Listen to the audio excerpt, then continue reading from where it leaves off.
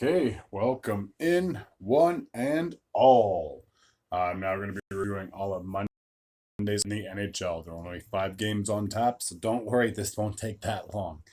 Starting with the two teams you see on the screen, an all-Canadian matchup took place in Manitoba, where we had the host team Winnipeg Jets, and they were playing against my team, Le Bleu, Blanc et Rouge, the Montreal Canadiens. So there are no scores. There was no scoring in the first period. We have to jump ahead to the first, where Josh Anderson, it seems like he's finally found his game, would get his fourth goal of the season. 4 minutes and 57 seconds into that frame, assisted by Matheson and Jake Evans. Christian Dvorak would get a power play goal with just under 5 minutes remaining in that period, 4 minutes and 56 seconds to be exact. His third of the season from Josh Anderson and Brendan Gallagher. Velarde would get the Winnipeg Jets their first goal of the game with 56 seconds to go in the period. His fifth of the season from Morrissey and Ehlers. So it's 2-1 in favor of the Habs heading into the third. Perfetti would get the lone goal in the third, tying it up at 2, his 10th of the season from Namestnikov and Dillon. And that goal happened with 7 minutes and 34 seconds remaining in the frame. In overtime, Barron would get the game-winning goal on a power play, his 6th of the season from Cole Caulfield and Suzuki, just 1 minute and 9 seconds into the frame.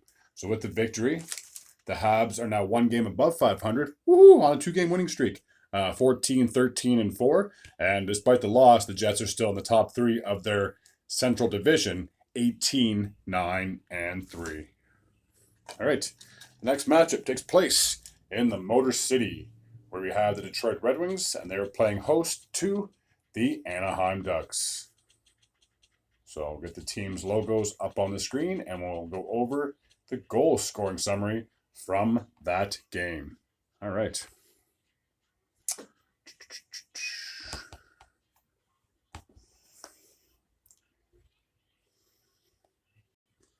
So in the first, Radko Gudas would get his 5th goal of the season, 2 minutes and 23 seconds into that frame, assisted by Leeson and Adam Henrique. Mintyukov would get his 2nd goal of the year, 8 minutes and 19 seconds into that period, assisted by Carlson and Terry. And then Adam Henrique would get a late power play goal with 1 minute and 11 seconds to go in that frame, his 10th of the season from Cam Fowler and Ryan Strome. So it's 3-0 in favor of the Ducks heading into the second period. Terry would increase the lead to 4-0, his 8th goal of the season from Vakanainen and Alex Killorn, 1 minute and 46 seconds into that period.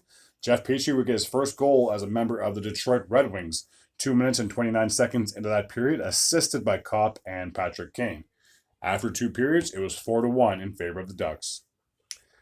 In the third, Alex DeBrincat would get 2 goals. His first came 7 minutes and 17 seconds into that frame, a power play goal, his 14th of the season from Patrick Kane and Shane Gostisbehere. And then he would get a late power play goal with 2 minutes and 29 seconds to go, assisted by Gostisbehere and Dylan Larkin. But unfortunately, the comeback fell short, so the final score was 4-3. With that, the Ducks are 12, 19, and 0, so they're 7 games below 500. And with the loss, the Red Wings are still 3 games above 500, 15, 12, and 4. All right. The next game takes place in the Steel City, where we have the Pittsburgh Penguins, and they're playing host to the Minnesota Wild. So I'll get the team's logos on the screen, and we'll go over the goal scoring summary from that game. So the big takeaway from this was how Fleury, even though he didn't play, he did make his return, his annual return to Pittsburgh, the team that drafted him way back in 03 or 04. It's kind of hard to believe that this could be his last ride or his last season in the NHL. Riley Smith would kick things off for the Penguins in the first, getting his 8th goal of the season from Puustinen and Pettersson. So it was 1-0 in favor of the Penguins after 1. Gensel would increase the lead to 2-0, getting his 14th goal of the season from Erik Karlsson and Sidney Crosby, 36 seconds into the period. Evgeny Malkin would then get his 11th goal of the year, 3 minutes and 34 seconds into that period, assisted by Puustinen and Pettersson. Ryan Hartman would get the Wild their first goal of the game with just under 5 minutes to go in that period, 4 minutes and 54 seconds to be exact, his 8th of the season from Faber and Johansson. Middleton would then cut the deficit to 3-2 with 2.5 minutes to go in the period, his 5th of the season from Boldy and Kaprizov, so it's 3-2 in favor of the Penguins heading into the third.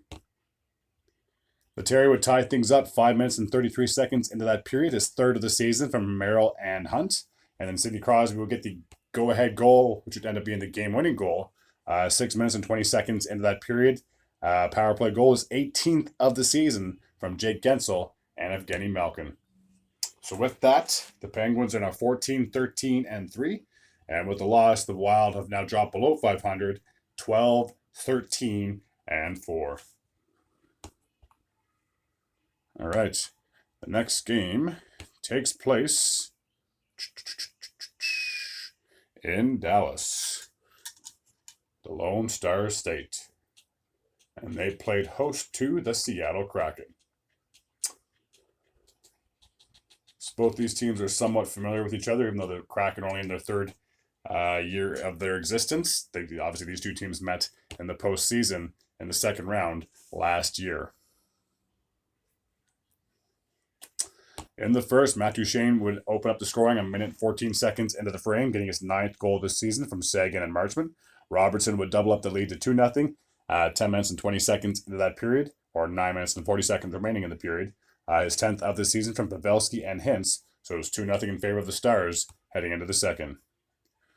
Tomas Tatar would get his first goal as a member of the Seattle Kraken since being acquired by the Avalanche just 32 seconds into that period, assisted by Matt Beniers.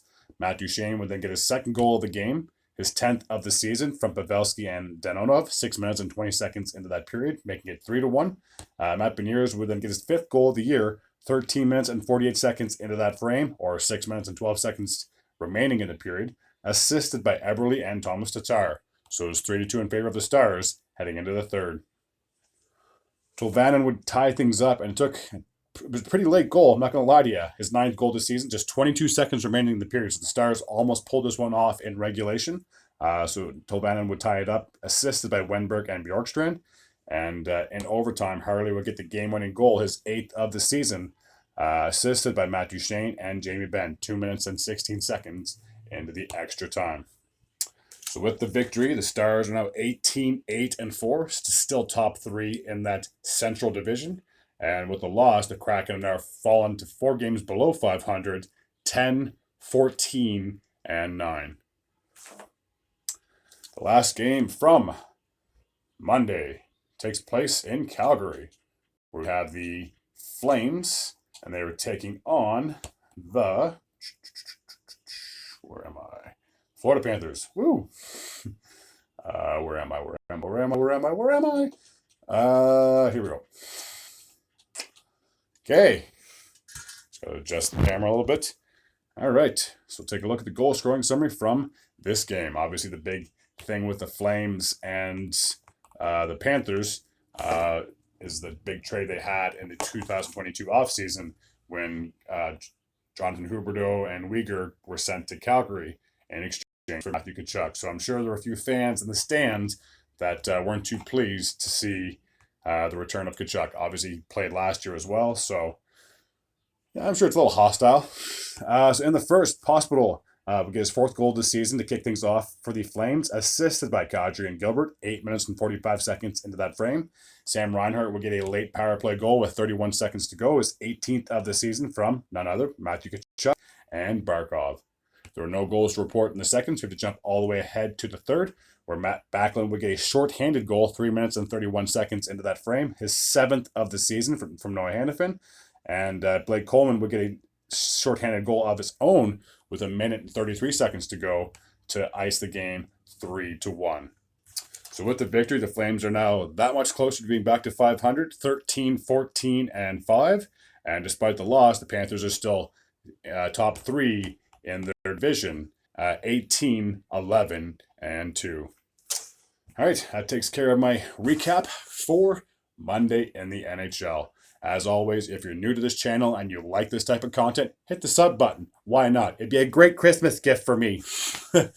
And as always, take care.